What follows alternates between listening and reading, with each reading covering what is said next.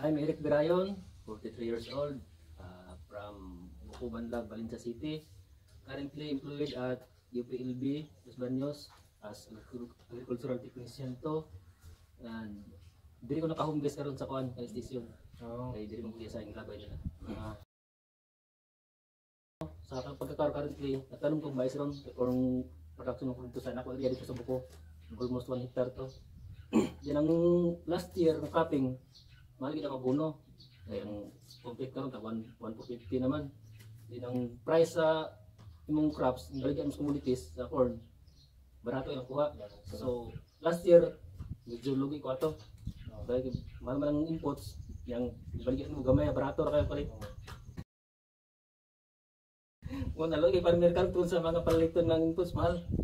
Nalabing na karon kayang umod na karon pila nay presyo ron ang may karon gani barato na pud.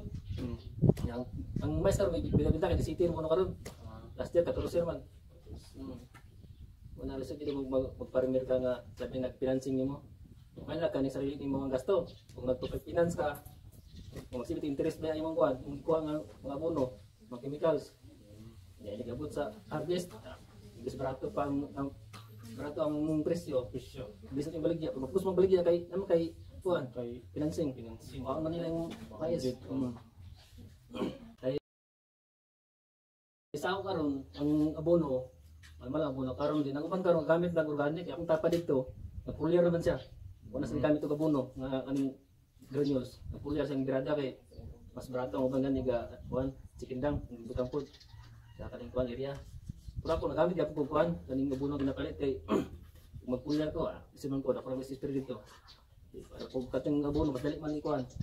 Sulod mag tao. Kaya akong dito ko ram sa kuan ko tanong nga interpret ko para kuan saging. O para kayang saging malaman tong saging lagi. E ba nang nilaw dili ko mag-focus sa isa lang ka tanom. Failure kasi isa dapat may isa. Emergency crop. Okay sa kuan. Ang kuan dito, kuan mo gamit to 21 kay kuan man to dito dili mo gudto kaning kuan po ay ra mo dili madaro ba. Kung madaro pa na to pwede kong planta urea kay kung urea mo dari kay na makuan sa adlaw. May to pag kuna kay urea pero hunday matabulan siya. Ya, mag-sybris ko o kani mag-inject ay 21 ra gyud ang gamit. Ang 21 karon, ang palit ako to last year atong karon, nag-apply nako 680. Sa ko permit mo gamit kay urang ko ilain ko kanang napoy ka itapalit sa buno pod. Kung mahal sa barato, palit man gyud ko kay una ko nagamit 20. Wala po na-apply lain nga mga kuan para nang urea, wala ko gamit. Ako mo tapa dito ni divert na sila lain nga kuan, mga organic. Ako buko rin ako ang gamit focus. Lagi sa kay karon ang last year kahit man ko kuan 21 nga planters. Nya ang isa po Atlas. As kuan ang Atlas kay pero ang Atlas mahal sa gamay. Ay 740 man siya. Ang katong planters nga yung 21 kuan raman.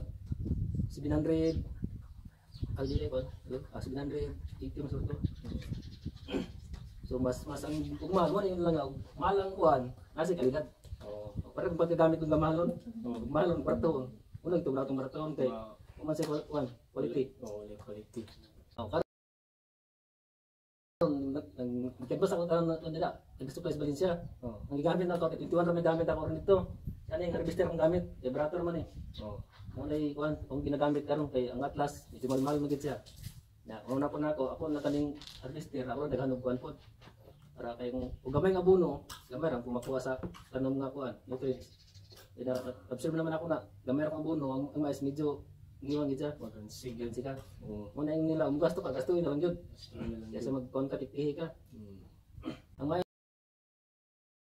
ang gobyerno pagbuhat ng kaning balaod nga kaning abono nasa ikon bitaw pasok ka diara uban man gud karon sa kayo sa panahon ng uban nga mga nag-supply dia mahal pod nya mahal ayo nya ang kuan dapat ang kuan pod government pagkas nagka-price ron sa kaning kuan sa commodity sa example sa corn ini-harvest nimo muna presyo ta example 17 pinta mo gusto pa eh karon man gud kanang ang mais karon presyo sa balansa man siguro kana baligya ka na diran sa kana kung 14 na short term pagbawi ka na presyo try naman ako last year. Ora ba season sa karon kay usay man gud wala kay ganing kumanag kaning sa dress na kumanag gamit abono medyo barato pod nya Kung paingon na po harvest, ang umala po ng sako. Ang sako na asubatan sa mais. Eh, kada harvest yung pat, mga sako.